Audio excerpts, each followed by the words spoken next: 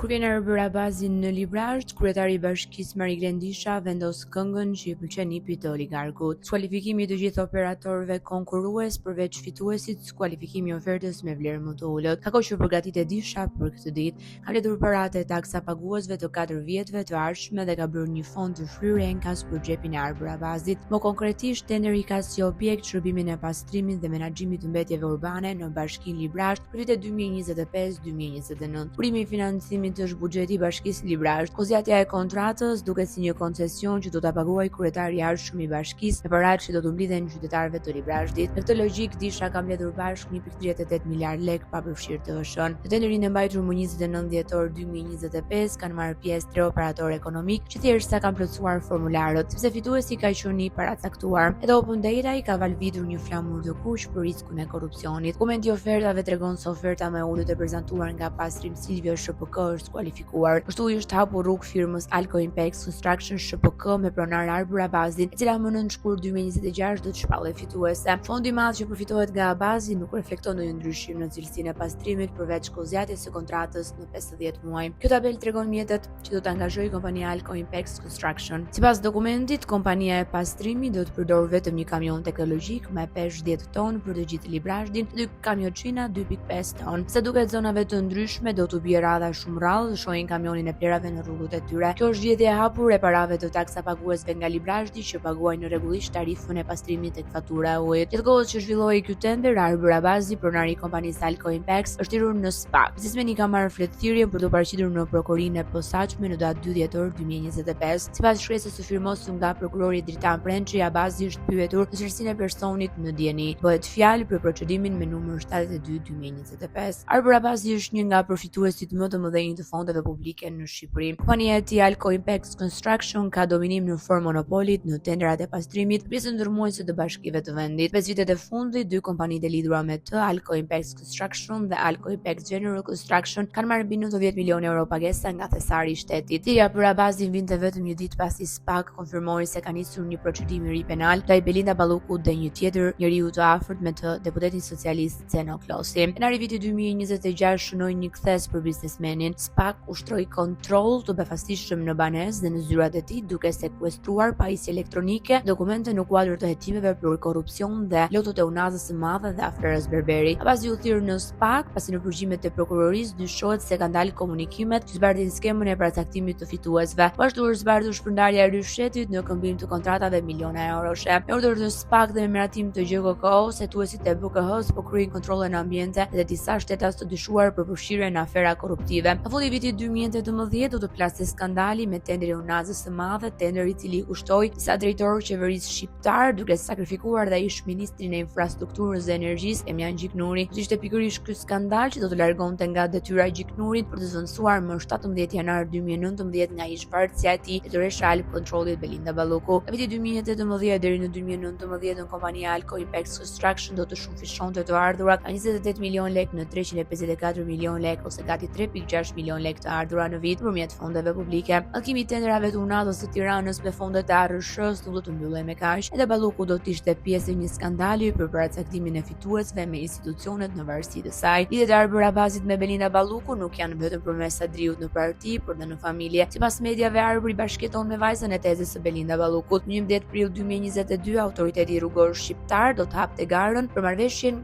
kuadër për mirëmbajtjen e rrugëve të rajonit verior dhe qendror me fond limiti 1.4 miliard lek ose 14 milionë euro. Ky tender do të njollosej nga procedura pagar. 6 qershor 2022, 2 kompani Alco që administrohen nga Arbëra bazi do të fitonin tenderin pasur asnjë konkurrent, duke u shënuar me flamur të kuq. Vend që diskualifikonte kompanitë për mosplotësim të kritereve dhe ta anullonte tenderin, ish drejtori i ARSH-s Sevis Berberi a bërë të kundërtën, duke shpallur fituese kompaninë në kundërshtim me ligjin e prokurorimeve publike. Ndërkaq që ish kryetari i Komisionit të Prokurorimeve Publike Jonajt Myzyri ka qenë i punësuar si jurist prej disa vitesh në kompanitë e Arbëra bazit. Vetë Myzyri është në hetim nga prokuroria e posaçme se të dyshohet se ka favorizuar disa kompani për fitimin e tenderave publik. Shumica e tenderave të fituar nga Alco Impex Construction, ish Klodor Albania 09 janë me flamur të kuq. Ndërkaq KPP e drejtuar nga Jonajt Myzyri ka dhënë të paktën 6 vendime në favor të dy Alcove. Fondi limit total për këto 6 tendera është të jetë i lartë dhe llogaritet mbi 13.6 miliard lek ose rreth 13 milionë euro me kursin aktual. Maj 2025 teksa kthehej në zyrat e SPAK pak, Unajt Myzyri bllokonte një tender të Bashkisë Dibër me qëllim që ta fitojë shpëndonësit i Arber Abazi. Kurpas se kryetari i Bashkisë Dibër Rahim Spahiu kishte vendosur që ia jap një kompanie tjetër kontratën 1.2 miliard lekë për konstruktimin e një shkolle, KPP ka urdhëruar të anulohet procedura e prokurorimit. Epërmet e KPP-s mund përmbledhen në 3 fjalë. I bën tenderin Abazit në mbledhjen e datës 28 maj 2025. Komisioni i Prokurimit Publik mori në shqyrtim për herë të dytë procedurën e prokurimit me objekt rikonstruktimi i shkollës nëntëvjeçare. Demir